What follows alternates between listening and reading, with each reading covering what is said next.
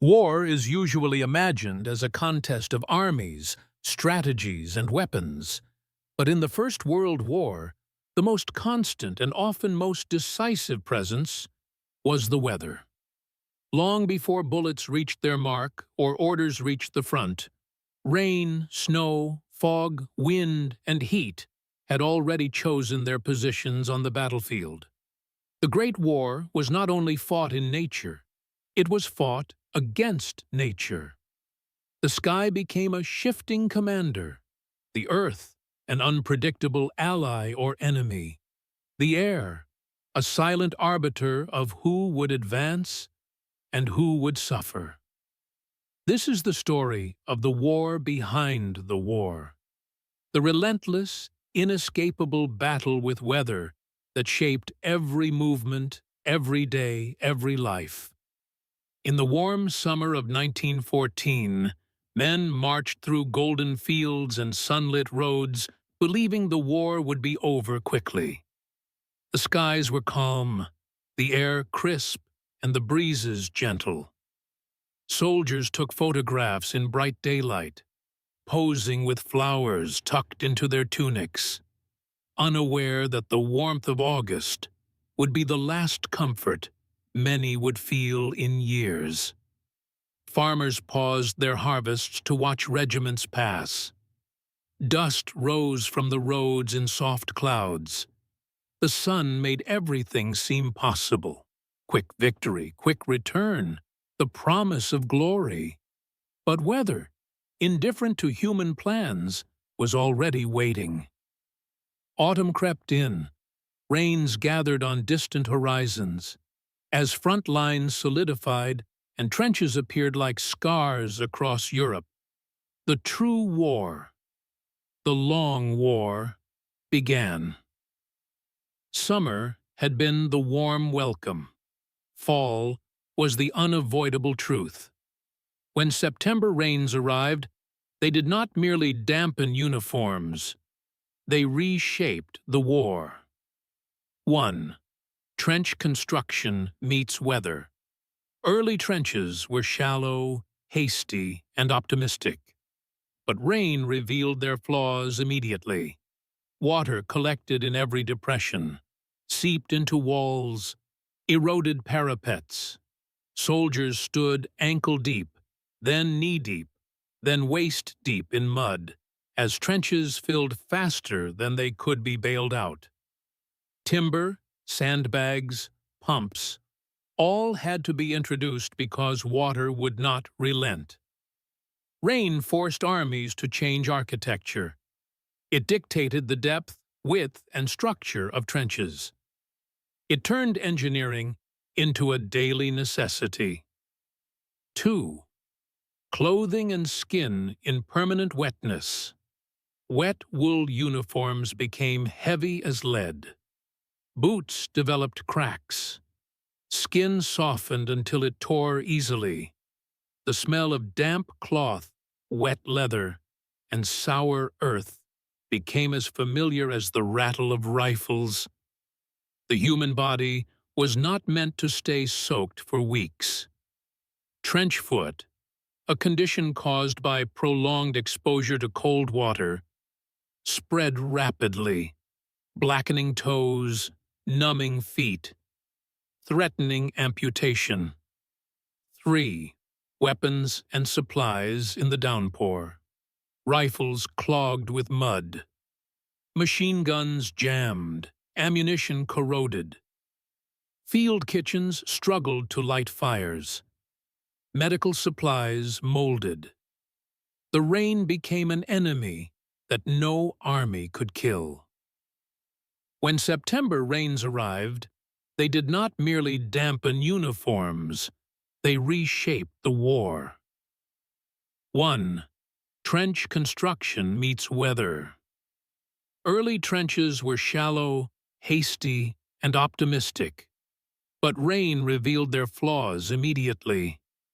Water collected in every depression, seeped into walls, eroded parapets. Soldiers stood ankle-deep, then knee-deep, then waist-deep in mud, as trenches filled faster than they could be bailed out. Timber, sandbags, pumps, all had to be introduced because water would not relent. Rain forced armies to change architecture. It dictated the depth, width, and structure of trenches. It turned engineering into a daily necessity. 2. Clothing and skin in permanent wetness. Wet wool uniforms became heavy as lead. Boots developed cracks. Skin softened until it tore easily. The smell of damp cloth, wet leather, and sour earth became as familiar as the rattle of rifles. The human body was not meant to stay soaked for weeks. Trench foot, a condition caused by prolonged exposure to cold water, spread rapidly, blackening toes, numbing feet, threatening amputation. 3. Weapons and supplies. In the downpour, rifles clogged with mud, machine guns jammed, ammunition corroded, field kitchens struggled to light fires, medical supplies molded. The rain became an enemy that no army could kill. Rain created discomfort. Mud created despair. Mud was not simply wet dirt. It was a living force shaped by shell fire, broken terrain, and constant trampling. 1. The texture of a battlefield. Mud varied by region, thick clay that sucked boots from feet, grainy sludge mixed with sand, and shattered rock ooze that hid water-filled shell holes, sticky sludge that latched onto every step.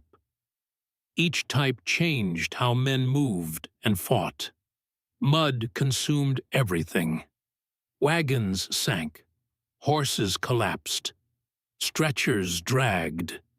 Even tanks, new symbols of industrial might, became helpless metal islands immobilized in mud. 2. No man's land becomes a swamp of memory. Between opposing trenches, the landscape appeared static and dead. But underneath lay mud that had swallowed equipment, helmets, rifles, and sometimes entire bodies. Many soldiers feared drowning in mud more than being shot. The earth itself seemed to demand sacrifices. 3. Mud as a psychological weapon. Mud slowed every movement, thickened every breath, extended every task. Something as simple as carrying rations 200 meters became an hour-long ordeal. Medical evacuations, already dangerous, became nearly impossible. Stretcher bearers waded through sludge while shells burst overhead. The mud was not neutral. It fought on the side of exhaustion, despair, and time. Winter did not merely arrive. It entrenched itself. 1. Cold that froze war in place. Temperatures dropped below freezing. Trenches became rigid, icy channels. Snow layered over barbed wire like deceptive lace. Water froze in canteens. Machine guns seized up unless constantly oiled. Breath fogged the air, turning every exhalation into a ghost. 2. Living in a freezer. Soldiers slept in dugouts where frost formed on ceilings. Blankets stiffened overnight. Boots froze into shapes of their own. A man might wake with ice in his mustache, or find that his fingers no longer obeyed simple commands.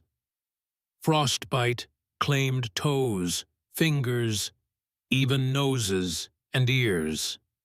The cold gnawed relentlessly at the edges of humanity. 3. Snow as both camouflage and trap.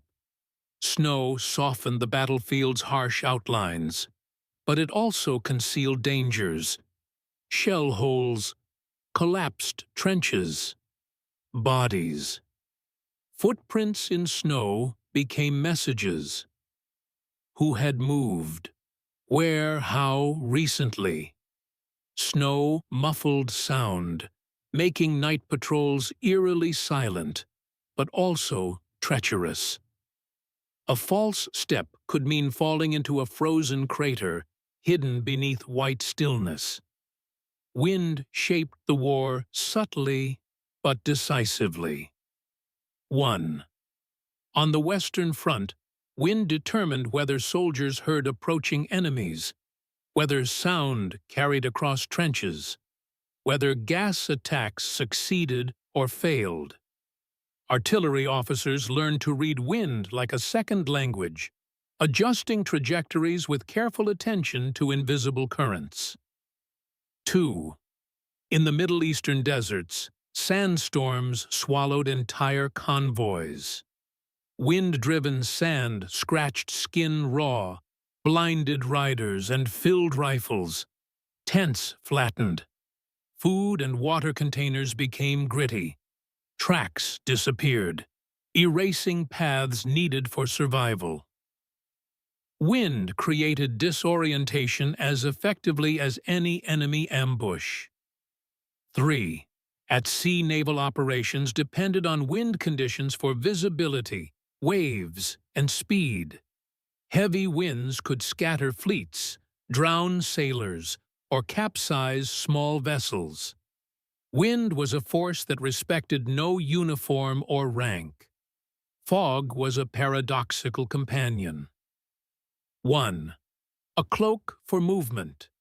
Armies used fog to move troops unseen, to repair trenches, to evacuate wounded, to bring reinforcements or supplies forward without becoming targets. It was a temporary shield, unpredictable but precious. 2. A thief of orientation. Fog disoriented patrols, hid barbed wire, blurred landmarks, and swallowed entire units in thick, colorless blindness. Soldiers lost track of direction and sometimes wandered into enemy lines without realizing it. Fog was both ally and betrayer, never fully trusted. 3. The psychological weight fog made the world small. Trenches shrank into tunnels of whiteness. Time slowed. Voices drifted strangely. Isolation thickened with the air. Many veterans described fog as one of the most haunting memories, not frightening in shape, but in the lack of it. Though often overshadowed by cold and mud, heat played a crucial role, especially outside Western Europe. 1. The Middle Eastern fronts. Temperatures soared above 45 degrees Celsius, 113 degrees Fahrenheit. Metal equipment scalded skin. Water supplies evaporated faster than they could be delivered. Soldiers marched through shimmering landscapes where shade was scarce and mirages plentiful. Heat stroke, dehydration, and exhaustion decimated units. 2. Africa and the Pacific tropical humidity combined with insect swarms, monsoons, and rapid storms. Heat nurtured diseases, malaria, dysentery, typhoid, that claimed more lives than bullets. 3. The Eastern Front in summer.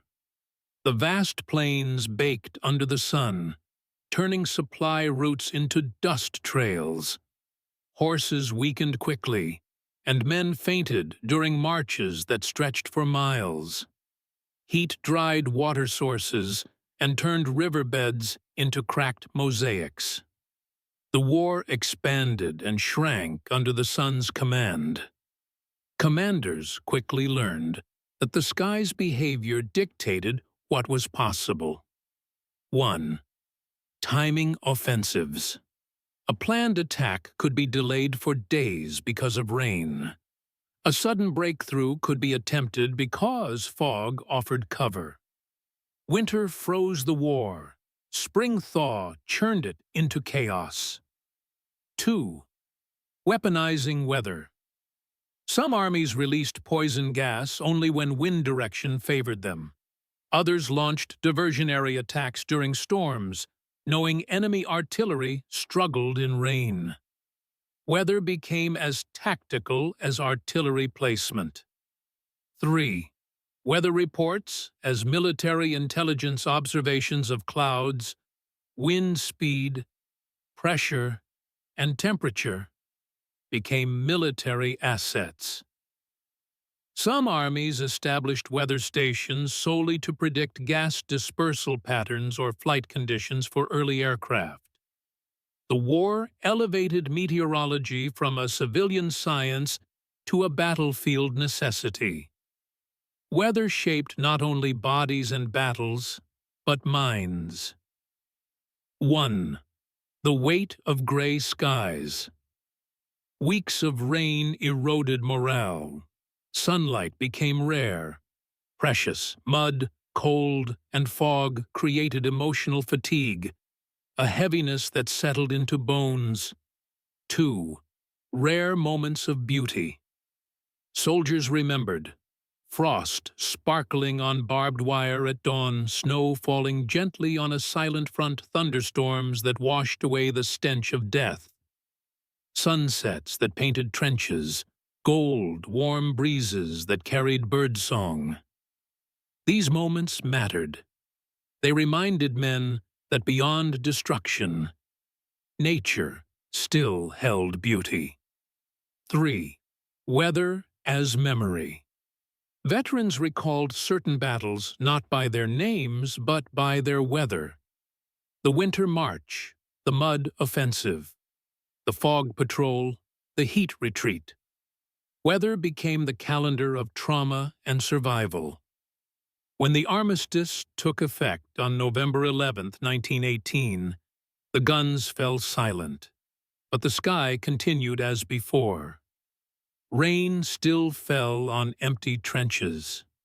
Snow still blanketed battlefields.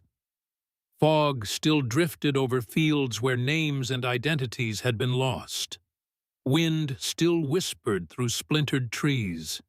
Sunlight still glimmered on rusted helmets and abandoned wire. Weather outlasted the war.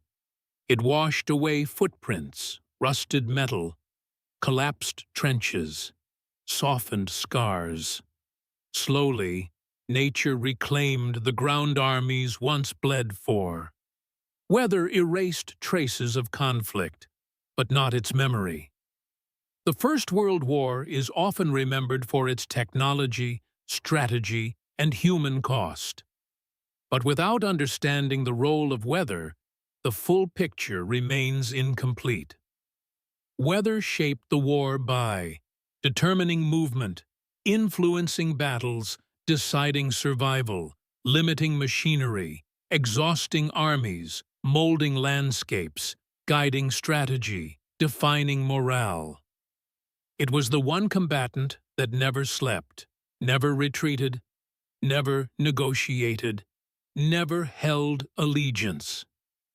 Weather was the war's most relentless general. Long after the last veterans passed away, the weather remains. Visitors to former battlefields still feel the wind that once carried warnings, the rain that once drowned trenches, the cold that once froze exhausted hands. If one stands quietly on those fields, at dawn or in fog or under a gray sky, one can sense the presence of the past, not through echoes of guns, but through the air itself, through the wind that brushes old scarred ground, through the rain that falls as it did a century ago, through the same clouds drifting across horizons once filled with smoke. through the cold that once immobilized entire armies. In every drop of rain, in every gust of wind, in every shifting sky, there remains a faint memory of the men who endured the world's harshest weather in its harshest war. They fought not only enemies, but the sky above them. And the sky, for better or worse, remembers.